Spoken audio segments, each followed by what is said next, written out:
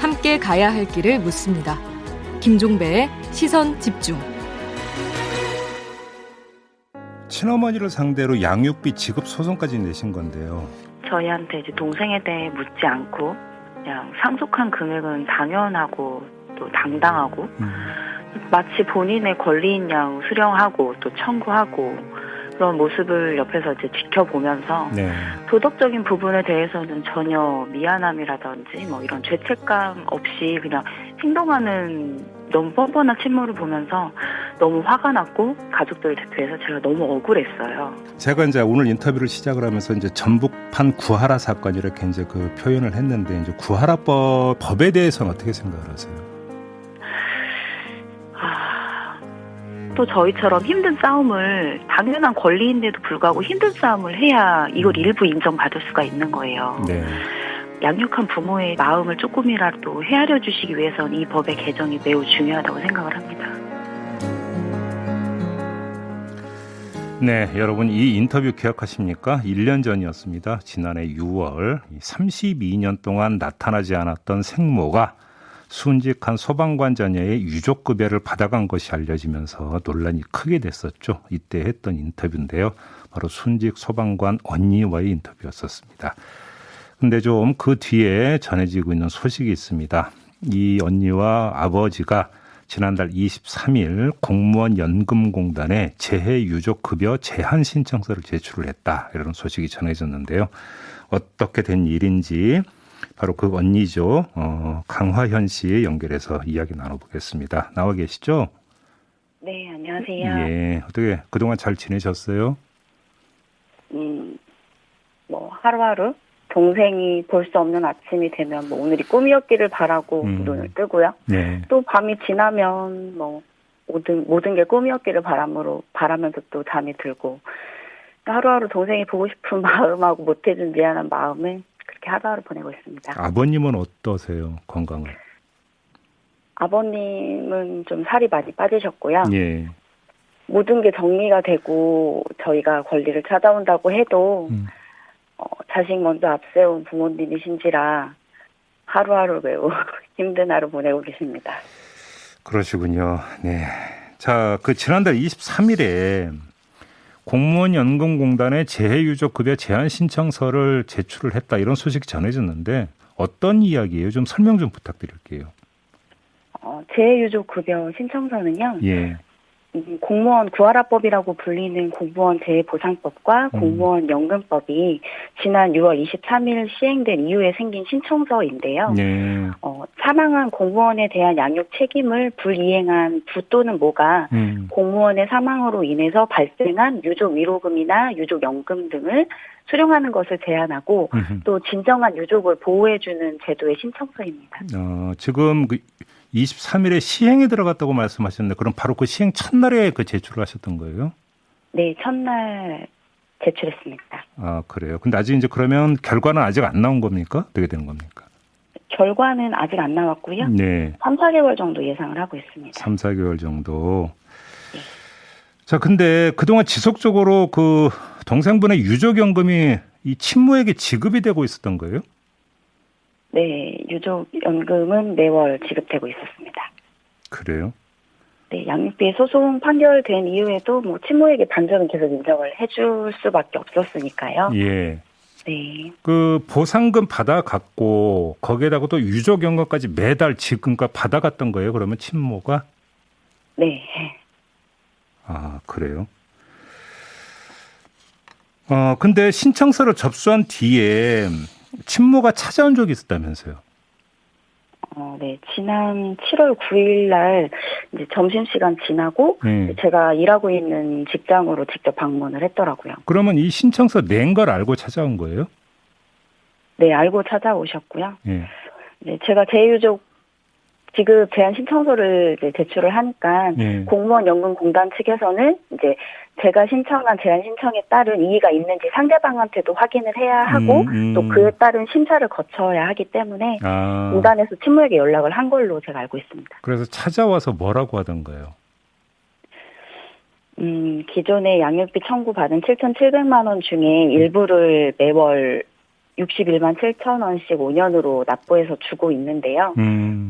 이제 본인이 유족연금을 못 받게 되니까 이 양육비 못 준 부분은 어떤 걸로 하면 안 되냐고 저에게 제안을 해왔어요. 아, 그럼 잠깐 좀 정리를 하면 이게 이제 그동안 이제 지급하지 않았던 양육비를 지급을 하라는 판결이 나왔고 이에 따라서 매달 얼마씩 이제 계속 지급을 해왔는데 친모가 네. 연금을 안 받을 테니까 그러니까 지금 그 양육비 지급하는 걸 받지 말아달라 이렇게 요청을 했다는 겁니까? 찾아와서? 네. 뭐라고 하셨어요? 그래서 유족연금은 당신이 나에게 양보하는 게 아니고 내가 법을 개정을 해서 국회에서 우리가 맞다고 해서 가져오는 것이고 양육비는 내가 당신의 주머니에서 단돈 10원 하나 건드리지 않고 네. 내 동생의 몫으로 권리를 주장하는 당신 때문에 우리가 빼앗긴 돈이기 때문에 네. 순수히 7,700만 원은 기존에 주던 대로 줘야 한다고 제가 말했습니다. 그랬더니 뭐라고 또 하는 말이 있었습니까 혹시? 동생을 생각하면 엄마한테 이러면 안 된다 하고 가버렸습니다. 그건 무슨 말이에요 그 얘기가? 모르겠습니다. 저도 그걸. 동생을 낳아준 엄마한테 넌 이러면 안 된다 이런 뜻이 아니었을까 싶은데요. 저도 딸이거든요. 근데 그러면 그 친모가 그렇게 왜 또 그러니까 돈 갖고 이제 거래를 하려고 그러니까 그럼 거꾸로? 이거는 본인이 부당하게 취급한 돈에 대한 부분을 순수히 돌려주지 않겠다고 해서 양육비로까지 저희가 청구를 한 거고 예. 이건 순수히 양육비가 아니거든요. 예. 그런데 본인은 그 돈은 기존에 다 썼으니까 이제 내 주머니에서 나와야 되는 돈이기에 나는 더 이상 너에게 줄 수 없다라고 주장을 하고 있는 거죠. 그러면 친모가 지금까지 매달 받아갔던 유족연금이 얼마쯤 되는 거예요? 한 달에 91만 원씩 되다가 올해 한 92만 원 정도 나오고 있어요. 매달 그 돈 받아갔고 또 그동안 그러니까 지급하자는 양육비를 한 달에 61만 원이요? 네, 61만 7천 원씩. 이제 그런 돈도 지급을 해왔고. 네. 근데 연금 안 받을 테니까 양육비도 이제 여기서 그러니까 청산하자 이렇게 주장을 했다라는 거예요. 네, 본인이 저에게 주고 있던 양육비는 연금에서 일부 준 거니까 네. 연금을 못 받으면 나는 이 돈을 줄 돈이 없다라고 하는데 네. 저희는 연금으로 받은 돈에서 일부를 달라는 게 아니라 기존에 목돈으로 수령했던 7,700만 원이라는 돈을 일부 썼으면 어떻게 해서든지 5년으로 나눠서라도 내라라고 말을 한 거지 유족연금 기존에 법 시행 전에 받아갔던 유족연금을 돌려달라고 부당하게 청구하고 있는 건 아니거든요. 아이고 참 알겠습니다. 근데 아무튼 이제 그 시행에 들어갔는데 이 법에 대해서는 어떻게 평가를 하세요?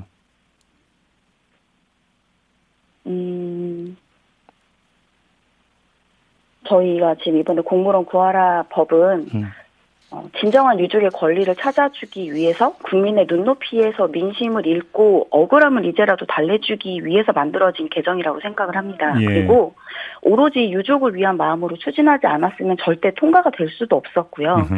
하지만 진작에 개정이 되었어야 마땅한 법이면서 저희와 같은 사정의 유족들이 이제라도 권리를 주장할 수 있게 돼서 너무 감사한 마음뿐입니다.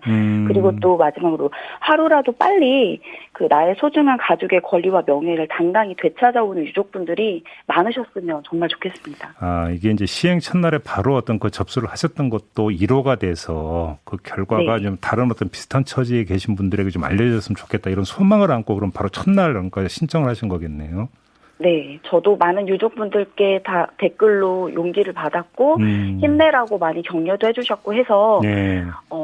저와 같은 사정에 있는 유족분들이 좀 있다면 하루라도 빨리 법이 개정이 6월 23일 날 되었으니 신청한 달부터 심사가 들어가기 때문에 네. 한 달이라도 놓치지 말고 빨리 권리를 찾아오셨으면 좋겠어요. 알겠습니다. 이제 인터뷰 마무리해야 되는데 혹시 못다 하신 말씀 아니면 꼭 전하고 싶은 말씀이 있으실까요? 저와 같은 사정에 있는 유족분들 마지막까지 권리 당당하게 주장해서 다 가져오시고요. 예. 친모한테 한마디 하고 싶은데 그래도 한때 어느 한순간은 나와 동생이 세상의 전부였을 때가 있었을 거 아닙니까? 네.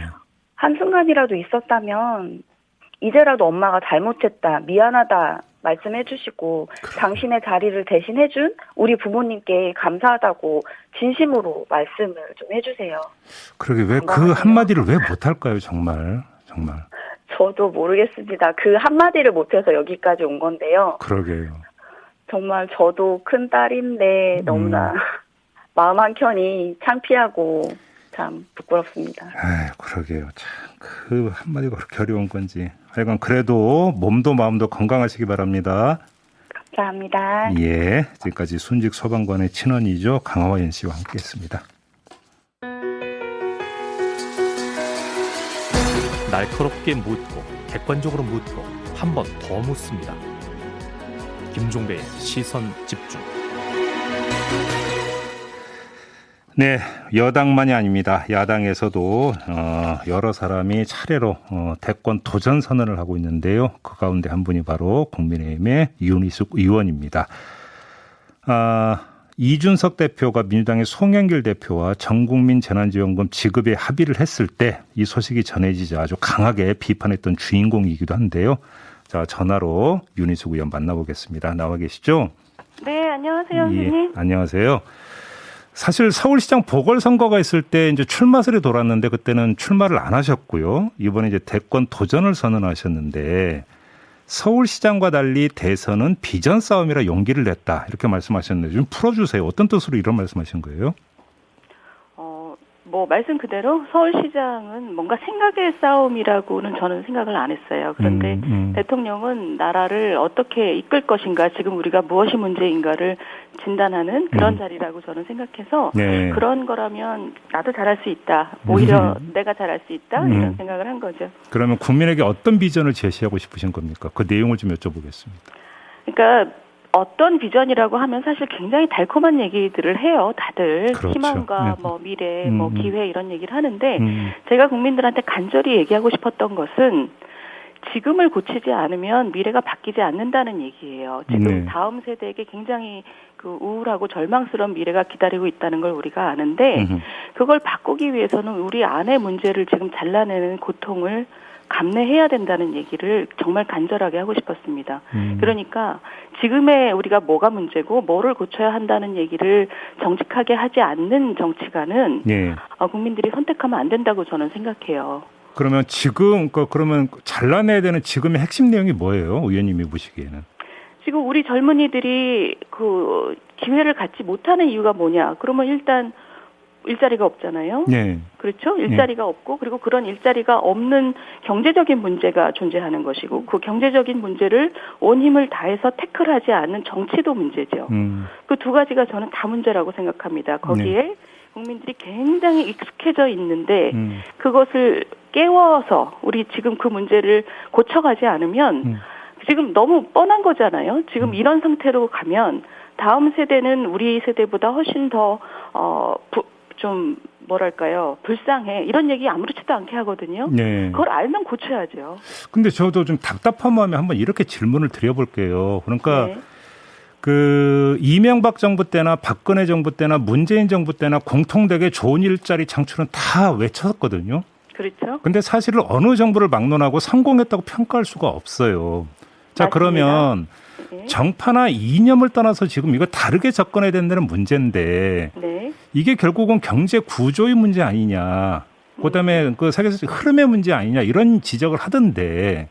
두 가지 다 있지요. 두 가지 다 있는데 예. 세계적인 흐름의 문제는 항상 우리가 맞닿아 있는 거고요. 네. 그 흐름을 어떻게 잘 대응해서 흐름을 탈 것이냐가 우리 안에 무엇을 고칠 거냐의 문제죠. 네네. 그런데 무엇을 고칠 거냐의 문제에서 이명박 정권과 박근혜 정권은 제가 볼 때 노력은 했습니다. 적어도. 노력은 했다? 그렇죠. 근데 문재인 정권 들어서서는 어떤 개혁도 입에 올리지 않았어요. 연금 개혁, 공공부문 개혁을 시작 조금 하다가 말도 안 되는 얘기로 국민의 눈높이에 맞지 않는다. 지금 재정이 빵꾸나게 생겼는데 보험료 올리는 것에 대해서 국민들이 싫어한다.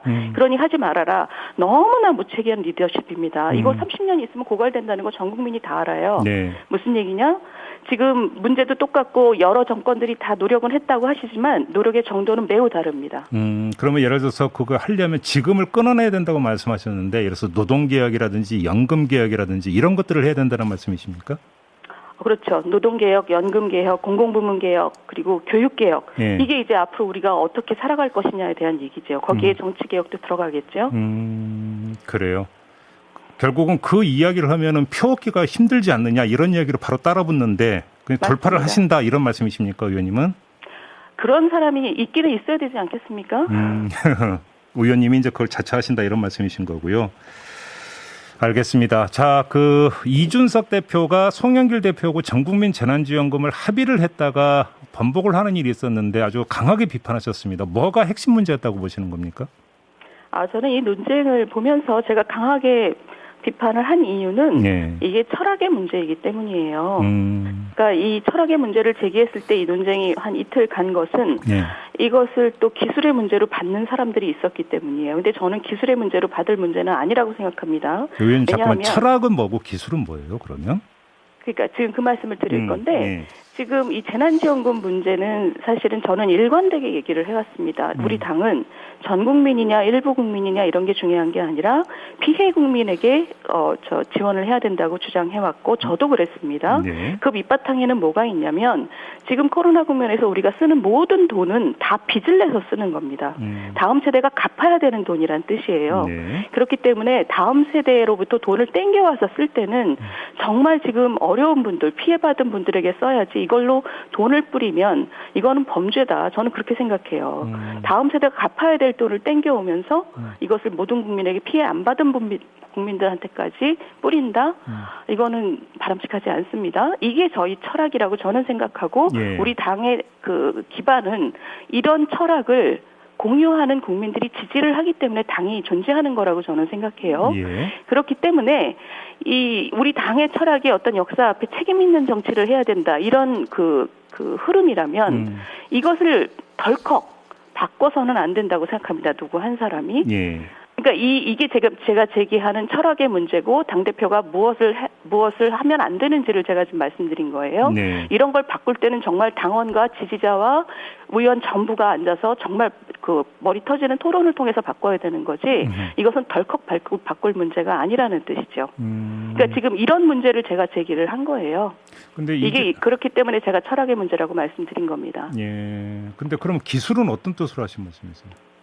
지금 대변인이 잘못 옮겼다, 조건부였다, 이런 얘기하고, 또 옆에 친한 분이 나서서 잘해다 이런 얘기 하는데, 이런 게 제가 볼 때 그냥 정치적인 기술이에요. 그게 아니고 지금 제가 얘기하는 것은 우리 당이 이런 철학을 공유하고 있는 게 맞는 거죠. 맞다면 이런 것은 다시 한번 튼튼히 단단히 짚고 넘어갑시다 이런 얘기입니다. 아무도 공격하는 얘기가 아니에요. 사실은 짚을 거 짚고 단도리 할 거 단도리 하고 분명히 하고 넘어갑시다 이런 얘기입니다. 이런 것을 자꾸 본질을 호도하고 기술로 대응을 하면 저는 우리 당에 대한 지지자들이 굉장히 실망할 거라고 생각합니다. 그러면 이준석 대표가 그 뒤에 해명 내지 설명을 했던 게 좀 비겁한 변명이다 이렇게 보시는 겁니까? 비겁하다는 말씀은 좀 강하고요. 근데 이런 것은 제가 볼 때 우리가 새 정치를 하겠다, 예전에 구태 정치를 벗겠다 하는 사람들이 지금 저는 당대표나 저나 그런 사람 중에 하나라고 생각을 해요. 그러면 익숙한 그 행태로부터 벗어나는 것 역시 또 고통이 따릅니다. 지금 그런 과정이라고 저는 생각합니다. 알겠습니다. 어찌 보면 결이 연결이 될 수도 있는 문제인 것 같은데 의원님을 두고 일부에서는 이렇게 표현하고 있습니다. 이재명 저격수 이런 식으로 표현을 하던데 어떻게 받아들이십니까? 누구를 찍어서 저격할 만큼 제가 한가하진 않고요. 그분이 하는 말씀에 대해서 말이 안 되는 부분에 대해서 비판을 하는 거죠. 근데 아무튼 기본소득부터 여러 가지에 대해서 비판을 하셨는데 정책적으로 지금 그러면 이재명 지사의 그 철학에 대해서는 어떻게 평가를 하십니까? 철학이 없다고 보시는 겁니까? 철학은 제가 느끼기에는 그분의 철학은 그때그때 표심에 반응한다인 것 같아요. 그런데 굉장히 임기응변적이죠. 지금 기본소득도 최근에 한 3번쯤 입장이 바꾸신 것 같은데요. 한다고 하셨다가 안 한다고 하셨다가 한 3번쯤 바꾸셨어요. 그분의 지금 지난 한 5년 동안에 가장 중심된 주장이었는데 그것을 그렇게 이렇게 뭐랄까요 확 바꾸실 정도면 근본적인 철학이 있으신지에 대해서는 저는 좀 의심을 합니다. 근데 기본소득 논쟁했을 때 이재명 지사가 반박할 때 항상 나오는 얘기가 뭐냐면 국민의힘 강령에 기본소득 명시돼 있다. 그것부터 좀 봐라. 이런 반박 들으셨죠, 의원님? 어떻게 받아들이세요? 지금 전 세계에서 우리나라뿐만이 아니라 기본소득은 각자의 의미로 쓰고 있습니다. 통일된 정의라는 건 없어요. 이재명 지사가 쓰고 있는 정의는 그중에 한 그룹이 사용하고 있는 정의입니다. 근데 우리 당에서 당원에 들어가 있는 그 기본소득은 제가 판단하기에는 이렇습니다. 모든 국민이 인간의 존엄을 지킬 수 있는 수준을 보장하는 예. 그런 지원이라고 예. 저는 이해하고 있어요. 그리고 그것이 우리 당의 철학이라고 저는 생각합니다. 그러니까 똑같은 돈을 뿌린다가 아니라 그 지원을 통해서 모든 사람을 인간적인 존엄을 보장받을 수 있는 수준까지 올린다인 거죠. 아주 근본적으로 다른 얘기죠. 근데 그러면 그 기본소득이라는 네 글자의 단어에 대해서 의원님이 지금 그렇게 해석을 하셨는데 그 해석을 당 안에서 공유하고 있다고 생각을 하세요? 저는 상당 부분 공유하고 있다고 생각합니다. 그렇기 때문에 예. 재난지원금 논쟁에 있어서도 전 국민에게 똑같이 뿌린다라는 얘기가 나왔을 때 우리 당의 그 반응은 각각이 전혀 조율되지 않은 반응들이지만 그게 우리 당의 철학이냐라는 문제의식들이 쏟아져 나왔잖아요. 예. 그게 이제 우리 당과 지지자들이 공유하고 있는 정서인 거죠. 알겠습니다. 자, 그 현안 좀 여쭤보다 보니까 좀 다시 앞으로 좀 돌아가야 될 것 같은데요. 참 지금을 끊어내야 된다는 말씀을 하셨고 그러면서 연금개혁, 공공부문개혁, 교육개혁 이런 것들을 좀 말씀을 하셨는데 얼마 전에 그러니까 그 노조가 죽어야 청년이 산다라는 말씀도 결국은 노동개혁 이 연장선상에서 그 말씀을 하신 걸로 이해를 하면 되는 건가요? 네, 맞습니다. 노조가 죽어야 청년이 산다는 원래 제가 생각했던 책 제목이고요. 예. 그건 뭐 실현되지 않았습니다. 그런데 어쨌든 제 말 뜻은 과하죠. 노조의 힘이 과합니다. 지금 그러니까 과하다는 뜻은 뭐냐면 예를 들면 우리나라에 투자를 고려하는 외투 기업에게 물어보면 네. 무엇이 가장 걱정되냐, 왜 안 하냐 물어보면 노조를 들어요. 제1 요소가 그겁니다. 과하다는 거죠. 그리고 두 번째는 국내 정치에 있어서도 너무 과해요. 그러니까 이 정부가 들어섰을 때 우리 정부의 체질을 굉장히 빠르게 망가뜨린 두 가지가 있다면 최저임금의 대폭 상승과 네. 52시간의 경직적 시행입니다. 이 두 가지 다 사실 정권을 잡는 과정에서 이 민노총이 돌격대 역할을 했고 네. 그 청구서를 수리해주는 과정이었어요. 어떤 정권도 선거 때 했던 얘기를 선거가 끝나면 검토를 합니다. 이게 정말로 우리 국민들에게 무리를 가져오지 않을지. 그런데 이 정부는 전혀 그런 검토, 조정 이런 과정이 없었어요. 그 얘기는 정부가 뭔가 좀 방향이 잘못됐다고 해석하기도 하지만 네. 그것만큼 노조가 너무 강하다. 그 정부에 미치는 영향이 너무 과하다입니다. 그렇다면 제가 아까 말씀드린 젊은이들한테 희망을 주고 기회를 만들어주기 위해서는 지금 이 과한 관계가 좀 수정돼야 된다고 저는 생각합니다. 근데 결과적인 이야기지만 그 집권 기간 동안의 최저임금 그 인상률 평균을 놓고 보면 문재인 정부의 평균 인상률이 박근혜 정부보다 못하던데 0.1% 포인트 못하던데 이게 지금 노조의 입김이 반영된 결과라고 평가할 수 있는 겁니까? 첫 2년은 그렇죠. 첫 2년 동안 30%가 올랐죠. 예. 이것은 어떤 선진국도 감내할 수 있는 수준이 아닙니다. 그래서 지금 뭐 골목마다 다 자동 주문 기계 들어왔잖아요. 근데 지금 3년차, 4년차 때 조금밖에 안 올렸지 않냐고 하시지만 예. 기계 한번 들여놓으면 그 다음에 안 바꿉니다. 사람으로 돌리지 않아요. 저는 이 정부가 매우 잘못한 거라고 생각하는 것이 예. 이런 그 사업자들의 관행, 최저임금을 무서워하는 어떤 심리 이거를 바꿔놓은 거예요. 그러면 다시 돌아가기는 매우 어렵습니다. 알겠습니다. 시간이 한 30초 정도 답변 기회가 남아있는 것 같은데요. 의원님께 한번 이렇게 질문 드려볼게요. 만약에 이제 본격적으로 이제 출소표 냈을 때 제1공약으로 내세울 거 혹시 준비되셨습니까? 어떤 겁니까? 저 지금 사실은 몇 개 가지고 고르고 있는데요. 네. 지금 그거는 제가 이제 곧 준비가 아니라 발표하기 시작할 테니까 오늘 우리 김종배 선생님하고 나눈 대화가 네. 사실은 1, 2, 3등 후보 중에 다 들어 있습니다. 그 개혁 몇 가지 말씀하셨던 네. 거에 들어 있군요. 알겠습니다. 자, 오늘 이렇게 마무리할게요. 고맙습니다. 네, 감사합니다. 네, 지금까지 국민의힘의 윤희숙 의원이었습니다.